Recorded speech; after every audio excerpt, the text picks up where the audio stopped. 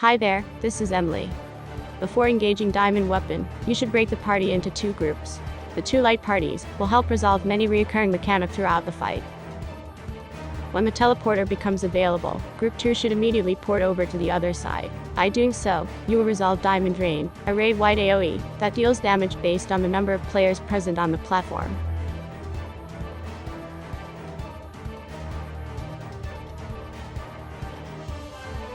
His auto attacks are line AoEs, and they do hurt a bit, so light mitigations are recommended.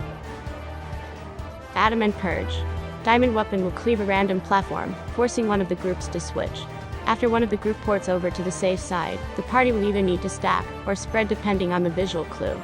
If you see a glowing cannon erecting from his solar plexus, the party will need to stack. If his shoulders are glowing, you will need to spread out. As a rule of thumb, after each Adamant Purge, the group that did not switch over should switch immediately to the other side.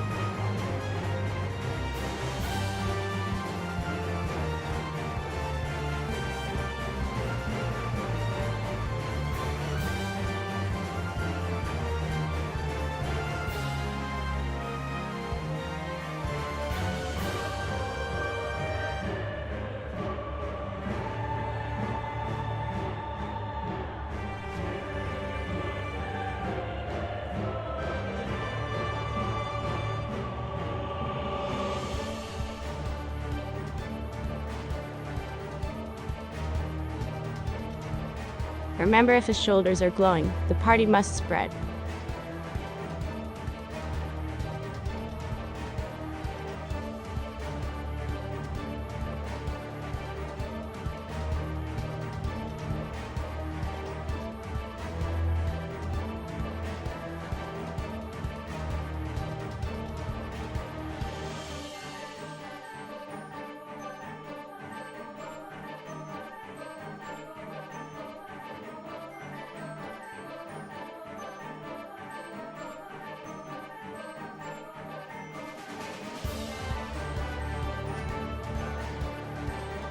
Kochi C Stigma. This marks the beginning of Phase 2.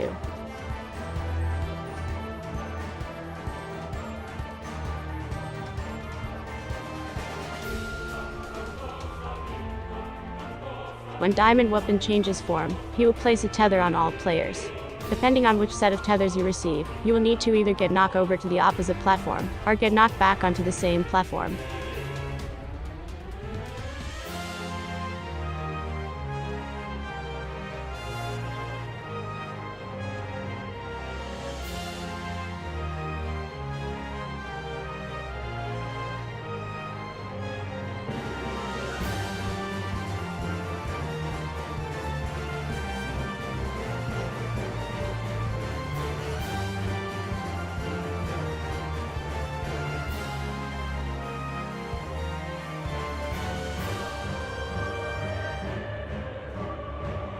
The first warrior arts will always have a safe spot right behind his back.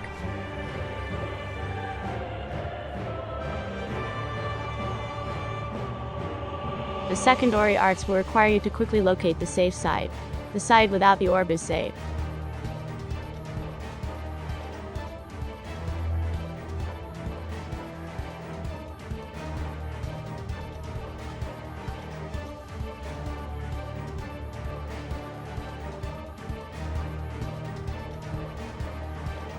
Ori Doomstat also deals a circular AoE around the main tank, so be mindful of that.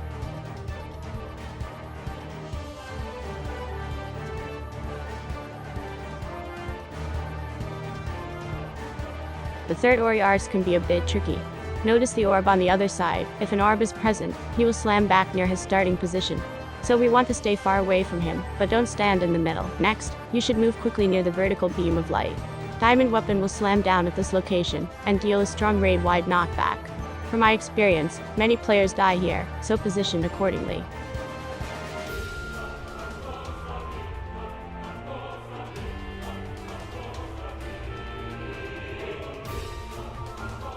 Articulated bits, in general, is another recurring mechanic that will reduce the number of safe spots on the platform.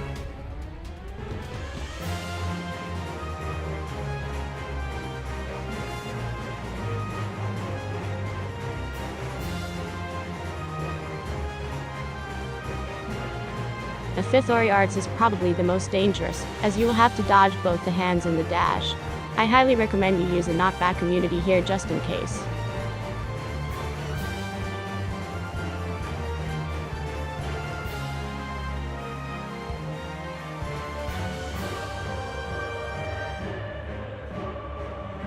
Remember to not stand near the main tank during the buster.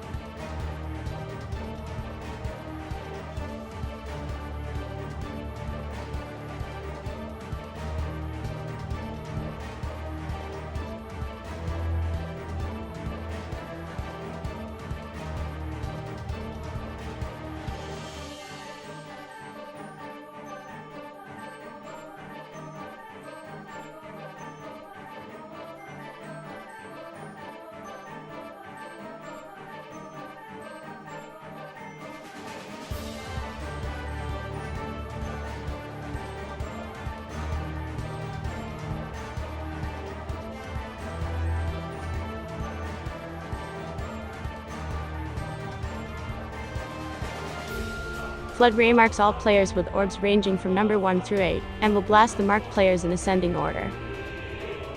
Odd number orbs will always appear blue, and even number orbs will always appear red. This is perfect for our strategy since the two platforms are also color-coded in the same manner.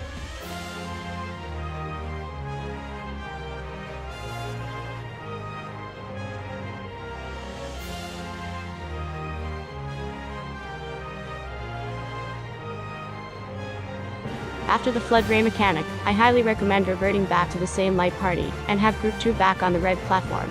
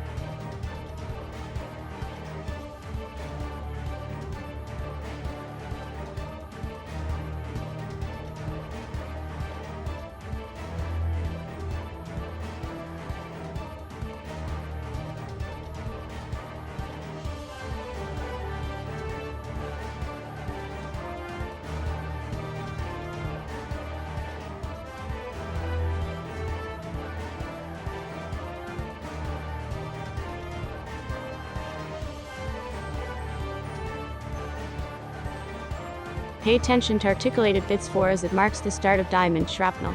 Players must bait the chaser AoE correctly before porting over. Here we stack them in the back on the same side of the articulated bits before crossing over.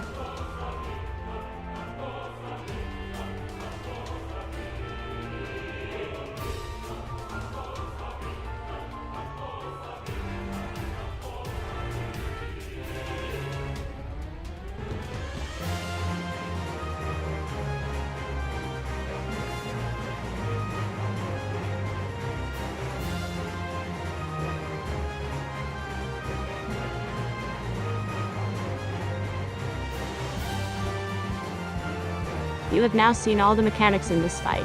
If your DPS is a bit low, you will see another Flood Ray, so handle it the same way. I hope this guide was helpful. If you have any questions or comments, please let us know.